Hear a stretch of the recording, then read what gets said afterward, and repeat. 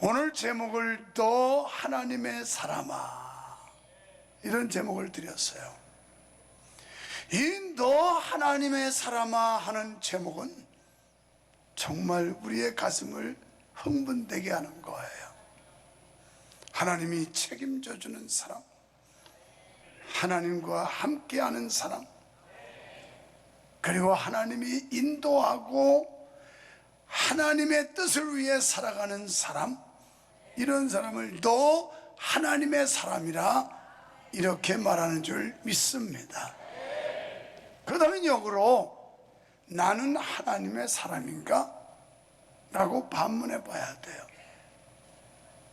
우리는 자기 정체성을 수시로 확인해야 됩니다. 왜냐하면 서서히 뜨거워지는 줄도 모르고 뜨거운 물에 죽어가는 개구리 꼴이 되지 않기 위해서는 늘 계속 자각정신을 가지고 내가 과연 하나님의 사람인가, 그리고 나는 하나님의 사람으로서 하나님의 사람다움이 있는가, 이게 자기 정체성이라는 거예요. 이걸 망각하고 살기 때문에 우리는 하나님의 사람답지 못하게 사는 것입니다. 오늘 본문에서 중요한 내용은 하나님의 사람에 대해서 너 하나님의 사람아 믿음의 선한 싸움을 싸워라, 그리고 영생을 취하라, 이런 말씀이 나와요. 그러면서 그 이전에 이것들을 피해라. 그런데 11절 이전에 여러 가지 거짓 교훈과 그리고 돈이 일만하게 뿌리가 되니까 돈을 사랑하지 말아라, 이런 것들을 피하라고 그래요. 여러분, 여기서 믿음의 선한 싸움을 싸우라고 하는 이 싸운다고 하는 말은 헬라어로 아고니주라고 하는 발음입니다.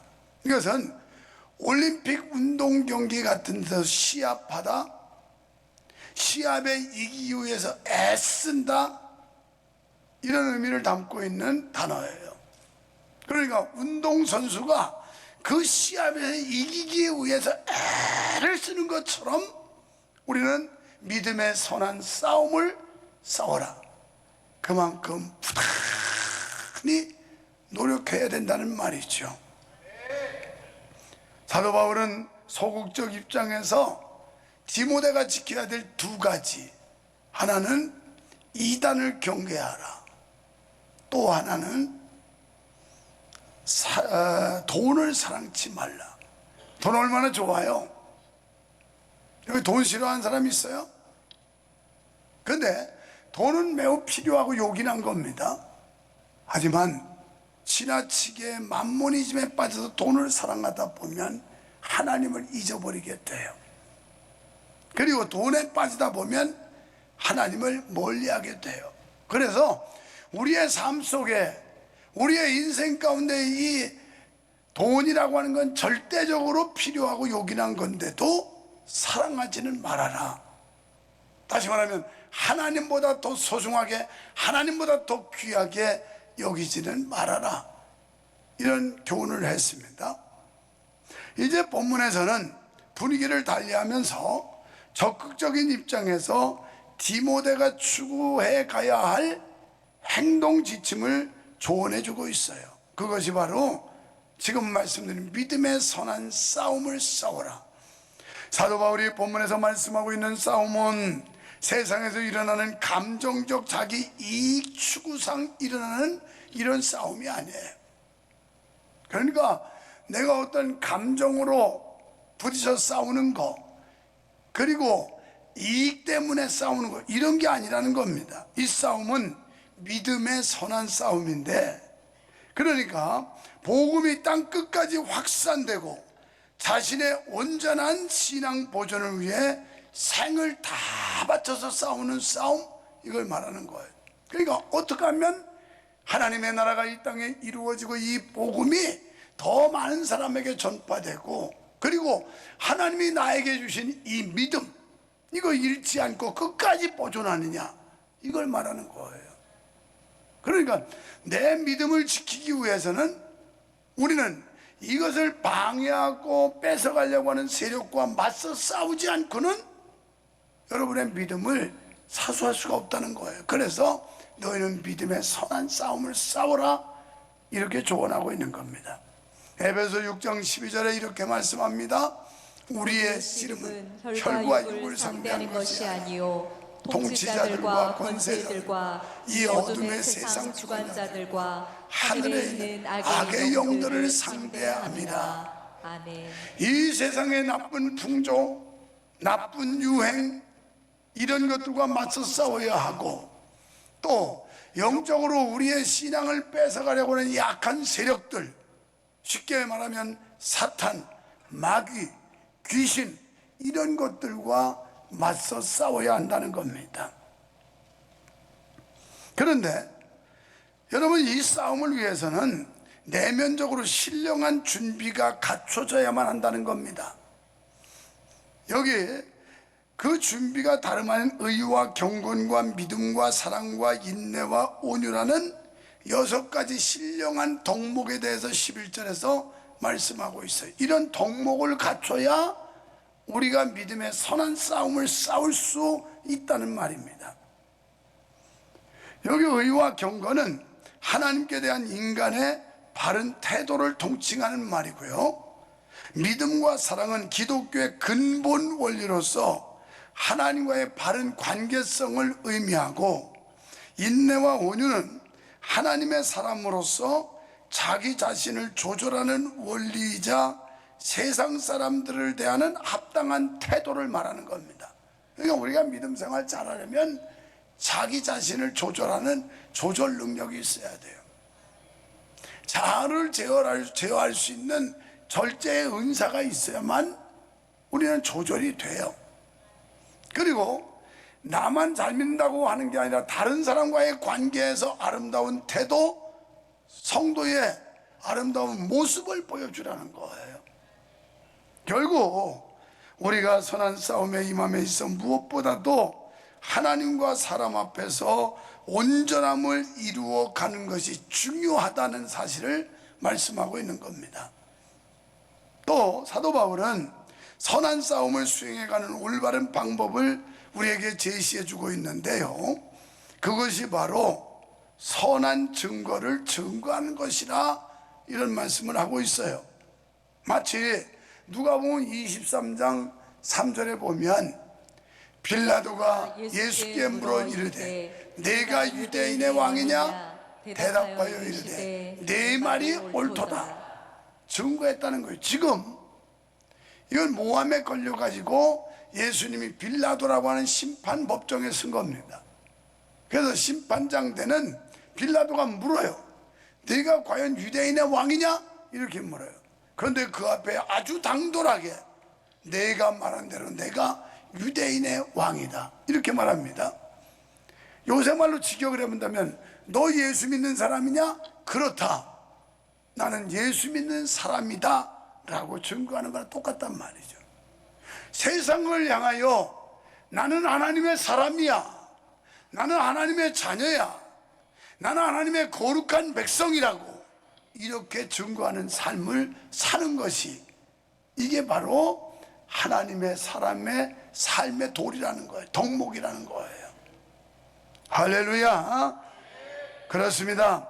성도가 험악한 세상 앞에서도 자신의 신앙을 훌륭하게 고백하고 복음을 증거함으로써 선한 싸움을 치러갈 수가 있는 겁니다.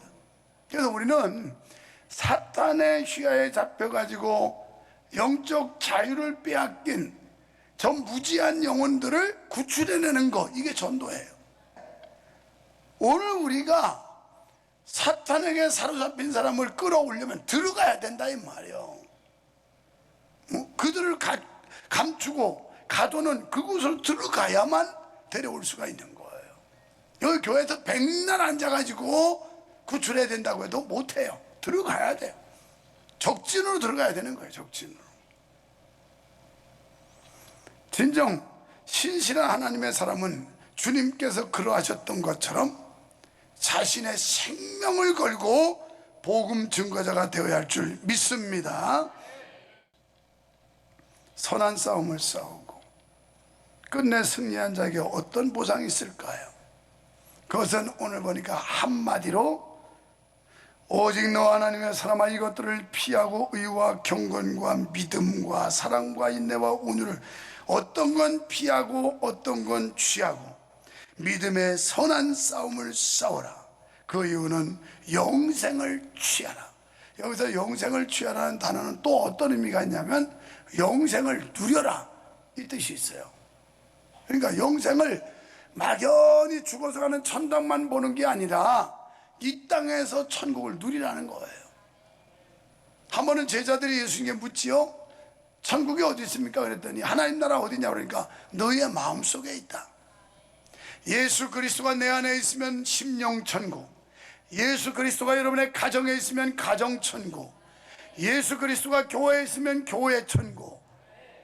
완전하지는 않지만 천국을 누리는 거예요. 그래서 예수님이 내 마음속에 있으면 늘 기쁘고 감사하고 소망이 있고 즐겁고 이래서 표정이 화해질 수 있어요. 그런데 예수 그리스도가 없으면 늘 우정죽해요. 우정죽해. 예수 그리스도가 저 마음속에 있으면 저희들이 찬양할 때 해바라기처럼 활짝 펴가지고 막 이러면서 할 수 있어요. 그런데 예수 그리스도가 없으면 말이 못해 하니까 그냥 죽을 상을 하고 노래를 해요. 아니 여기는 다 은혜 있는 사람만 있으니까 다음부터 보겠어요. 해바라기 얼굴인지 쪼그러진 얼굴인지 보겠어요. 왜? 마음의 즐거움이 있으니까. 그래서 마음의 즐거움이 있으면 얼굴에 빛이 난다고 그랬어요. 빛이. 나는 그래서 빛이 안 나니까 조명 비추고 있잖아요. 조명 비추고 화내시라고. 여러분 우리 마음속에 예수님이 있을 때 너 하나님의 사람아 이 호칭을 받는 거예요. 이런 은혜가 있으시기를 축원합니다. 여러분 우리는 영원한 생명의 면류관을 쓰기 위해서 죄악 물결이 넘실대는 이 땅에서 날마다 선한 싸움 싸우기를 주저하지 말아야 합니다. 그래서 야고보서 1장 12절에 시험을 잡는 자는 복이 있나니 이는 시련을 견디어낸 자가 주께서 자기를 사랑하는 자들에게 약속하신 생명의 면류관을 얻을 것이기 때문이라. 생명의 면류관 쓴대요. 또 요한계시록 2장 10절에서는 너는 장차 받을 고난을 두려워하지 말라. 볼지어다 마귀가 장차 너희 가운데에서 몇 사람을 오게 던져 시험을 받게 하니 너희가 10일 동안 환난을 받으리라. 내가 죽도록 충성하라. 그래야만 내가 생명의 관을 내게 주리라. 아멘. 언제까지? 죽도록. 죽을 때까지 하라는 거예요. 모든 사람들이 역할이 있고 사명이 있고 사역이 있는데 제자리 찾을 때 아름다운 거예요. 자리가 이탈되면 볼썽 사나워요. 볼썽 사나워. 그래서 면류관 씌워준다는 거예요. 고린도전서 16장 13절에 이렇게 말씀해요. 깨어 믿음에 굳게 서서 남자답게 강건하여라. 그러니까 요동치 않는 듬직한 믿음은, 남자는 좀 듬직함의 대명사잖아요. 여자는 좀 해떡거리고. 그런데 아기는 또 보니까 남자가 해떡거리는 인간이 더 많더라고. 여자가 듬직한 사람이 많아. 그래서 어떻게 보면 이 여성분들을 장로를 만들어야 될 것 같아요. 그래서 우리 장로님들한테 사실 그걸 줘도 되거든요. 권한이 있는데 우리도 여자 장로님 좀 만들면 어떨까 그래요. 아직은 그렇습니다. 또 아주 남자라고 우습게 여자를 깔봐요. 그래도 지금 아직 여자 장로를 못 세웠는데, 여자 장로님이 있는 데들은요 남자들 쪽팔려가지고 쪽도 못 쓴대요. 남자가 좀 이 남자가 돼가지고 뭐냐고 장로님 막 이러면 쪽팔려가지고 잭소리도 못하고 막 고분고분해진다네. 그래서 언제 우리 교회도 여자 장로를 세울 날이 올지 모르겠어. 하여튼 주님 재림하기 전에는 오겠지, 그날이. 남자답게 강건해서 굳게 서라. 이게 남자의 대명사 아니에요? 남자다움이 있어야 되는 거 아니에요? 남자다움. 그게 남자라고. 남자 같고 얌생이 같아가지고 쪼지라면 그 누가 남자라고 그러겠어요? 그런 사람 보고 그랬잖아. 아이고 못 뛰어라, 못 뛰어. 그건 노골적으로 말할 수 없어. 하여튼 남자 주면 야 임마 그거 뛰어버려라. 여러분, 영적으로 신앙의 남자가 되기를 축원합니다. 믿음의 장부 되시기를 축원합니다. 그러면 왜? 면류관 쓴다는 거예요. 면류관 한 6가지 있는데 의의 면류관, 썩지 않은 면류관, 생명의 면류관 뭐 해서 이 면류관을 쓰는데 우리가 지금은 다 똑같아서 몰라요. 그런데 이제 천당 가면 그때 구분이 돼. 유목사는 번쩍번쩍하는 거 막 여기 다이아몬드 뭐 큐빅 막 해서 잔뜩 홍보석 잔뜩 박아서 번쩍번쩍하고 다니는데 어떤 사람은 맨대가리야. 쓸데없는 거야. 그래도 이 세상에서 맨대가리가 별로 안 좋으니까 가발 맞춰 쓰고 다니잖아요. 가발. 그런데 천국 가서는 가발을 덮을 수가 없어요. 아무리 가져갈 수도 없고. 그러니까 하나님이 주시는 영광의 면류관 쓰기를 바랍니다. 어떤 사람에게? 시험 참고 시련 견디는 사람, 그리고 죽도록 충성하는 사람, 이런 사람한테 면류관 씌워준대요. 사도 바울은 사랑하는 아들 디모데에게 너 하나님의 사람아 라고 뜨거운 목소리로 부르고 있어요. 오늘 이 자리에 오신 여러분, 하나님이 우리를 향하여 너 하나님의 사람아 하는 하나님의 음성이 들려지기를 축원합니다. 너 하나님의 사람아. 이 말은 비록 우리 자신이 연약하지만 하나님의 소유라는 의미를 담고 있어요. 하나님의 사람은 하나님이 책임져 준다는 거예요. 우리는 이미 소유권이 하나님에게 넘어간 사람들이에요. 전에는 마귀가 우리를 소유하고 막 마음대로 부렸지만 이제 우리 소유권이 하나님께서, 하나님이 우리를 소유하고 그분의 손에 잡힌 우리를 누가 감히 해할 자가 있겠느냐는 거예요. 그래서 사도 바울은 디모데에게 영광스러운 호칭을 사용하면서 하나님의 사람 된 자에게는 그에 합당한 삶이 요구된다는 사실을 강조하고 있는 거예요. 하나님의 사람 유목사야 하면 목사에게 부여된 사명, 책임, 직임, 이거 감당하라는 거예요. 하나님의 사람 장로, 권사, 집사, 성도야 하는 하나님의 음성으로 들려진다면 하나님의 사람으로 해야 할 도리, 본분이 있다는 걸 지금 말씀하고 있어요. 자, 하나님의 사람은 무엇보다도 하나님의 말씀에 능통해야 합니다. 그래야 잘못된 교리의 미혹을 떨칠 수가 있고, 하나님의 사람은 돈을 사랑치 말아야 됩니다. 돈을 귀는 여겨야 돼요. 그런데 돈을 하나님보다 더 사랑하면 안 돼요. 하나님의 사람이 사랑해야 할 건 하나님과 하나님의 교회인 줄 믿으시면 아멘 합시다. 옆에 사람은 교회 사랑합시다. 거룩한 공동체. 그리고 하나님의 사람은 믿음의 선한 싸움을 싸워가야 합니다. 하나님께 충성을 다하며 최후의 순간까지 자신의 신앙과 양심을 지켜야 합니다. 우리 모두는 하나님께서 친히 택하신 줄 믿습니다. 부르신 하나님의 사람이요 또한 하나님의 사람이 되어야 할 줄로 믿습니다. 성령을 받은 하나님의 사람은 교만의 영, 거짓의 영, 미혹의 영, 탐심의 영, 어둠의 영, 악한 영을 이겨야 합니다. 하나님의 사람은 유혹을 이겨야 돼요.